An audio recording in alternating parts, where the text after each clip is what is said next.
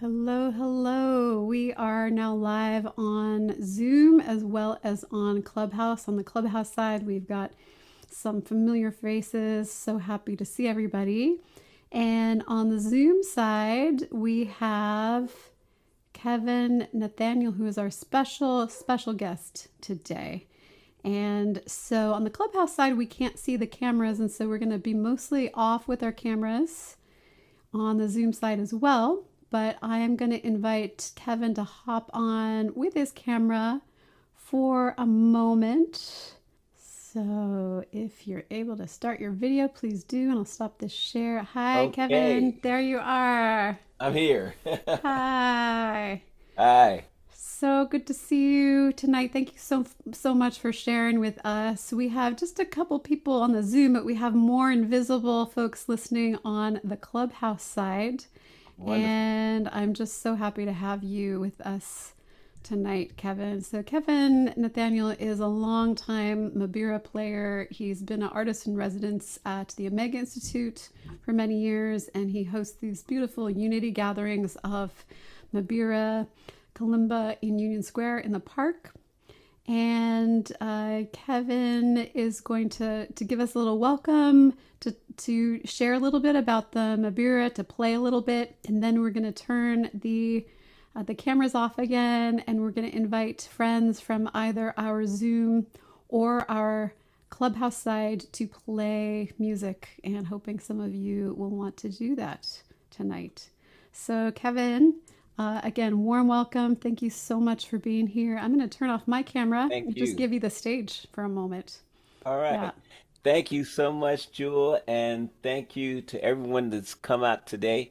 Um, I'm super excited to be here with you all. My name is Kevin Nathaniel. I am an Mbira player and Kalimba player.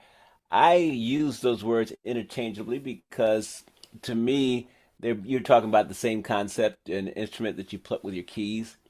Pluck the keys with your fingers, and you produce the beautiful, enchanting sounds. Of course, the word Mbira is used more specifically regarding certain instruments out of Zimbabwe and Southern Africa. However, if you were to walk around in Zimbabwe with a kalimba, you would probably be someone would say that nice Mbira.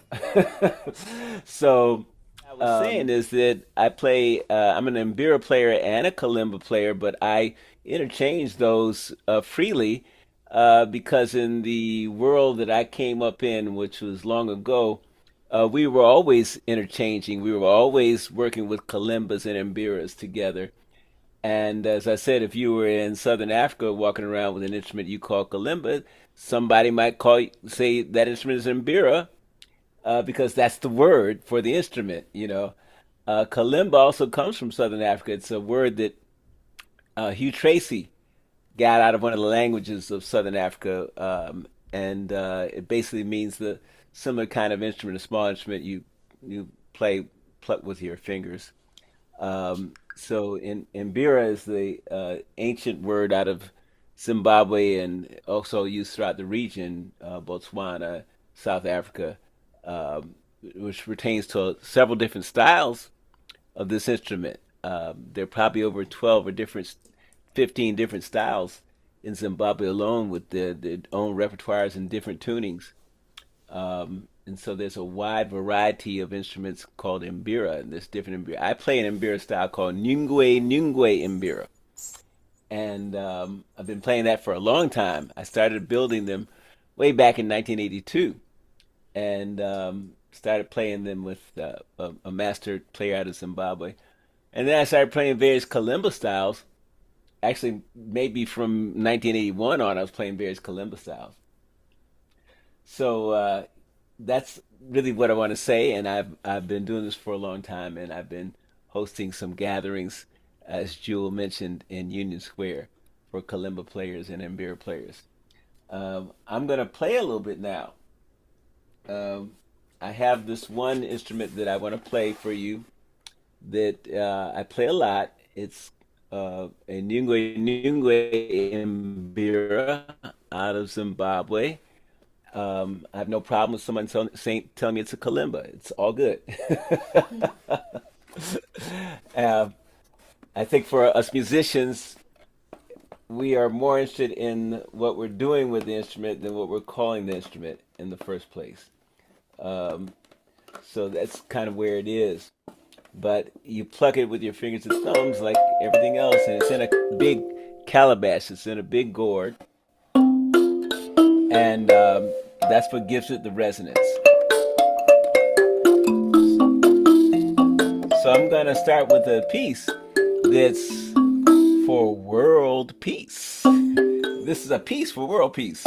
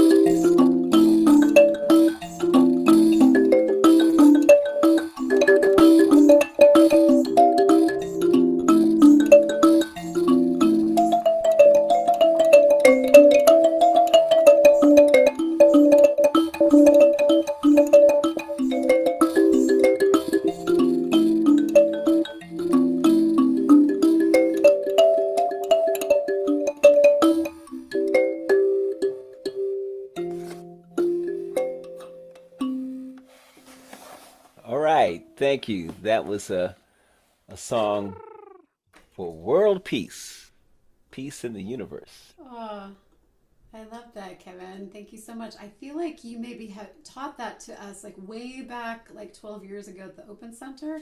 It seems like familiar to me. I may have. Yeah, it sounds familiar. Yeah, Yeah. and it's a pretty easy song to learn, you know. Once you get the basic part of it, and then you can just keep expanding and building once the basic parts. Yeah, Amazing. Thank you, Kevin. thank I'm you. going to put up our slide again and share our slide. And we've got Kevin here. So that's, you can find Kevin at kevinnathaniel.com, right? That's your website that has a lot Yes, of your events and things. Yep. yes, that's an easy way to find me, and also Instagram. And Instagram. Great. Kevin, would you like to play something else? And then I might play something for a bit. We've got Yeah, sure. few more audience members still there. Yep. I'd love to play something else. Great. I'm gonna switch up and play one of the kalimbas that I've been playing for a long time. When I my early days in New York, I used to work with a really great kalimba player by the name of Zaleka, and Zaleka was really uh, phenomenal. He passed in 2001, and he developed this kalimba style, which I'm gonna play right now. Um, but he was the master of it, and I'm probably one of the few people that's still playing his style. But this is the Zaleka. We call it Zaleka Mbira, but you can also call it Zaleka Kalimba.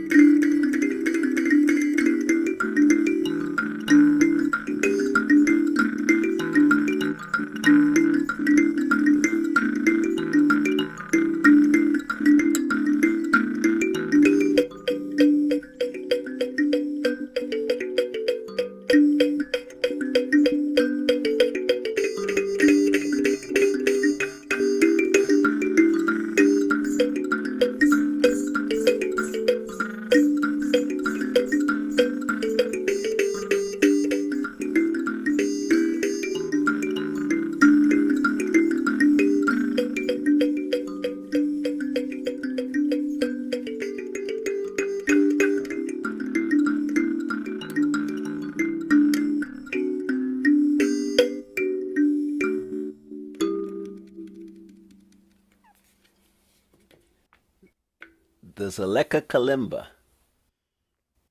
Ooh, thrilling. That was so buzzy. Kevin, can you tell us a little bit about the buzz of these Yeah, instruments? Because that's a really important part of a traditional Mbira. Is that correct? yeah, yeah. These ones have wires wrapped around the keys at the top, and the buzz gives you like a sizzle sound while you're playing. The interesting thing is that sizzle sound does a lot of things for the instrument. It naturally projects the sound farther than if you weren't using rattles. So in other words, you can hear it from farther away.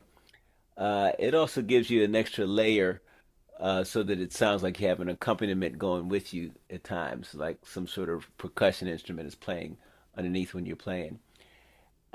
There's about another list of reasons why the rattles are on the instrument, but a great many of the instruments out of ancient instruments, acoustic ancient instruments out of Africa have rattles on them, and that is regardless of whether it's mbira or a stringed instrument or a kora or whatever. That this rattle phenomenon is has a lot to do with sort of a philosophical approach to music too. And so that's why you see the rattlers. And like I said, there's countless reasons. I, I, I can only begin to name a few of the reasons, but I'll tell you an interesting study.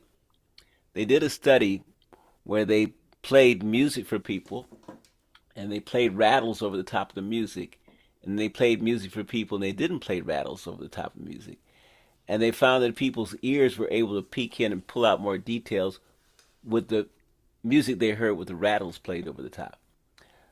So there's something about the rattle sound that actually helps us to actually hear the music more than, it just helps the human brain to find more pattern, I think, in the music. Mm, mm. That's so interesting that it has these, yeah, like a listening. I mean, there's philosophical in that, like the buzz has a meaning, right, as well as Yeah. like, yeah, that Oh, it yeah. helps like vibrate us into another state of consciousness. Oh, yeah. But also that there's this practical listening aspect that the rattles help us to listen with more attunement. It's almost like they're rattling us awake, right? They're Yeah. keeping us present, and we can't just zone out and go into a state of automatic listening. Like we have to be in deep listening Yeah. with this instrument. Yeah. It's Mm. almost like something is trying to obfuscate the sound so our minds say, okay, let me cut through that. Mm. Mm. Ready? Well, Yeah. Kevin, would you like to play us out? You know Since what? I would absolutely I mean, we are over the time, but it's such a treat to have you in the room. So I want to give you I would another moment. absolutely love to do that. And Okay. you know what I want to do? Because I wanted to play this Sansala that I have. Oh, actually, if you want, you're welcome to turn on your video again because now it's just us in the All right, Zoom. let me So I try to will. turn that on. There, I'm on. Okay, so this is my Sansala, which I am loving, and it's got I think a goat skin on it. I'm gonna play this, and I'm just going to do something improvisational right now. Um, Here we go.